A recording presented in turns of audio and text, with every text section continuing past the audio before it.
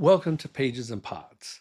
In this episode, we will examine the evolution of the Egyptian Pharaonic mind in the context of Rudolf Steiner's lectures. Although Steiner worked primarily on the emergence of the Christ consciousness and its influence in the modern era, he gave many lectures on the development of the Egyptian mysteries, most notably in the two lectures titled Egyptian Myths and Mysteries and World History in the Light of Anthroposophy. Steiner introduces the reader to the concept of the mystery stream, which is the continuous initiatory transmission of supersensible knowledge through time. This knowledge was preserved in mystery centers spread across the world, such as in Heliopolis and Luxor by the initiated priests. Over time, as humanity's natural clairvoyance faded, these centers recorded the mysteries for the coming generations. The Egyptian temple mysteries, referred to as the Pharaonic Mind, begins with the fall of Atlantis and the metaphysical knowledge carried into Egypt through the person Steiner calls the Great Initiate. Steiner goes on to state that the Atlantean mysteries carried into Egypt knowledge originally developed in previous epochs of cosmic development, and in particular, Mars, Jupiter, and Venus. In Steiner's vision, the knowledge of the Atlantean mystery stream was passed on to Thoth, a time spirit whose influence predates Egyptian dynastic culture, which began around 3100 BCE or over 5,100 years ago. Before the rise of dynastic Egypt, the people were thought to be polytheistic and possess a unique intrinsic clairvoyance with the spiritual hierarchies. Through the wisdom of the Atlantean initiate, Thoth introduced the Atlantean mystery stream into their consciousness. This marks a transition from what Steiner called the second Atlantean culture to the third Egyptian Chaldean culture, marking a dramatic change in the soul constitution of humanity. That is, after Atlantis, there was a waning of natural, imaginal perception as humanity developed its ego individuality. This imaginal perception, described in detail by Rene Schwaller de Lubitz, I have a podcast on that, was preserved in the hieroglyphs left behind in the tombs and priestly halls of ancient Egypt. In pre-dynastic times, pictorial dreamlike clairvoyance consisted of living objective imagination directly perceived in the soul. But as the Egyptian Chaldean culture progressed, this way of seeing disappeared by the average person. Eventually, only the pharaohs and priests could attain this spiritual insight. So they created a method of preserving their experiences through hieroglyphic writing, crystallizing these supersensible images into living symbolic forms. We can fill in more detail of the transition from pre-dynastic Egypt from the readings of Edgar Cayce, who specifically identified a high priest of Atlantis by the name of Rata, an initiate of the Law of One, who transmitted Atlantean wisdom to Egypt. Steiner was unaware of Cayce's illuminations, which occurred after his passing. However, the revelations both point to a great initiate from Atlantis coming to Egypt to teach the wisdom of the higher spiritual realm. In Edgar Cayce's readings, Rata is an Atlantean high priest of the Law of One who led post-Atlantean migrations to Egypt and reestablished monotheistic, solar-centered spiritual teaching.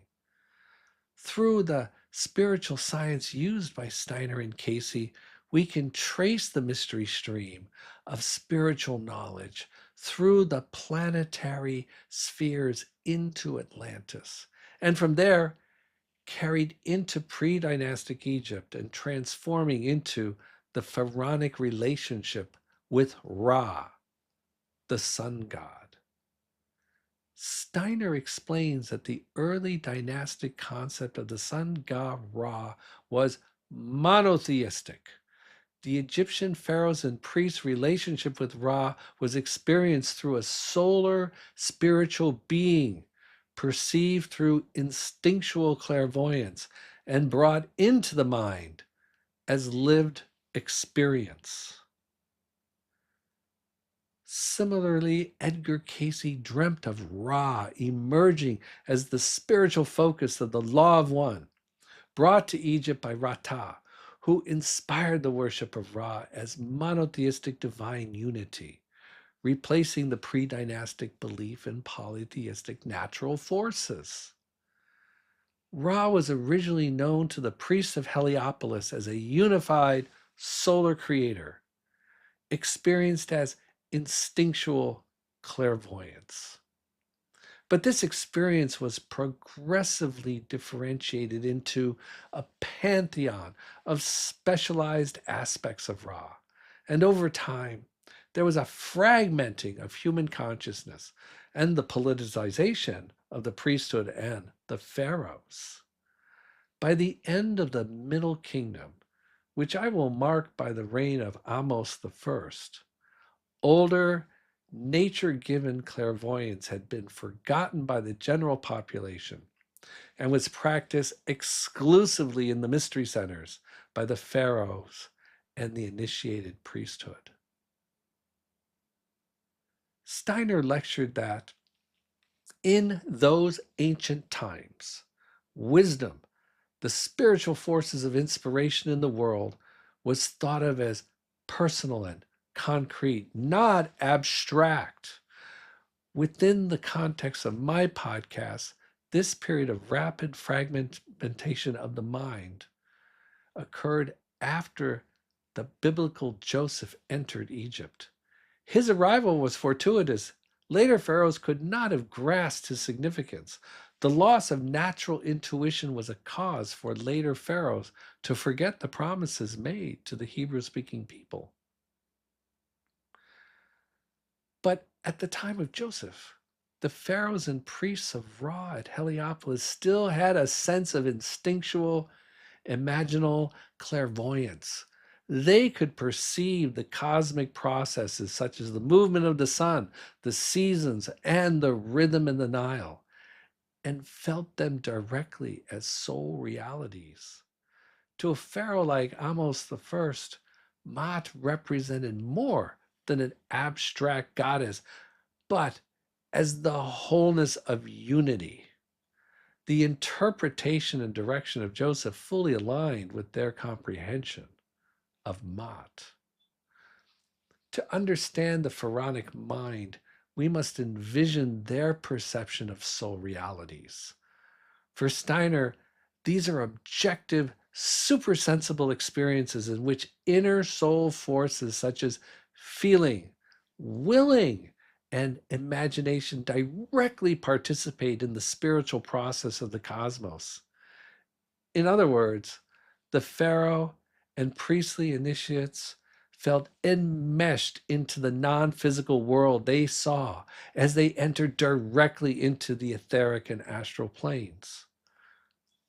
The direct perception of acceptance of the higher spiritual realms would first be reconstructed by Moses, and later by the Hellenistic priests of the Fourth Greco-Latin culture, where reality would be experienced subjectively as abstract emotions and an empirical cognition of the divine.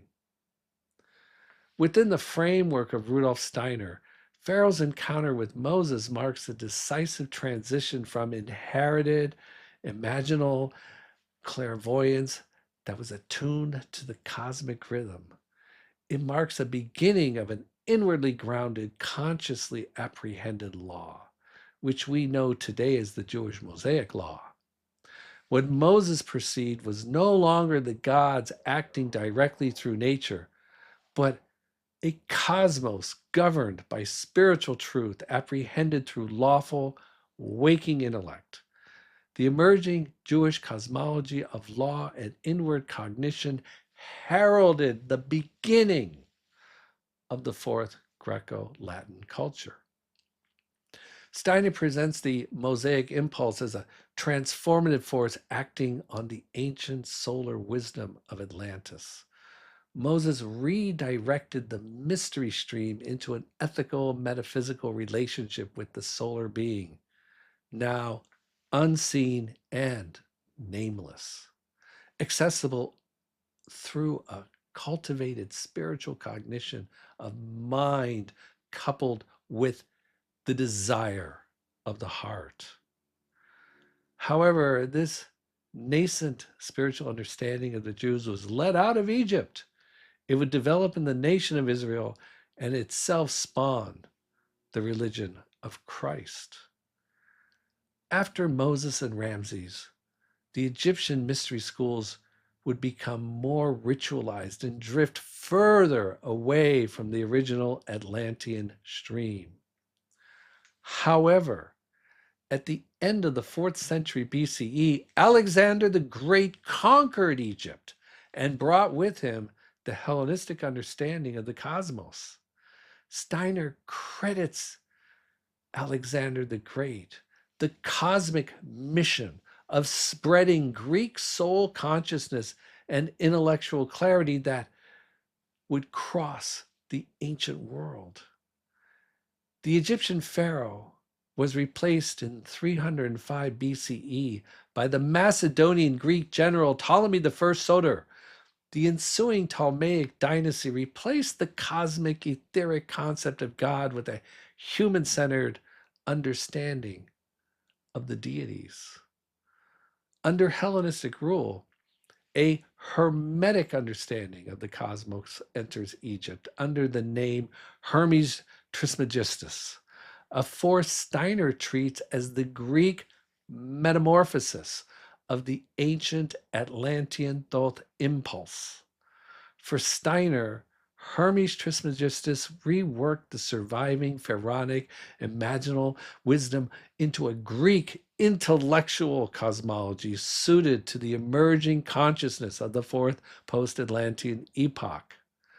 Clairvoyance was no longer a lived instinctive consciousness, but became theurgy, a disciplined ritual and cognitive practice by which human thinking consciously cooperates with higher spiritual beings. In this shift, the mystery stream transformed into a quest to unite the awakening human intellect with the living logos, understood as the intelligence of the solar mind. In summary, following Rudolf Steiner, the Atlantean initiatory mystery stream flowed into early Egypt through an Atlantean initiate.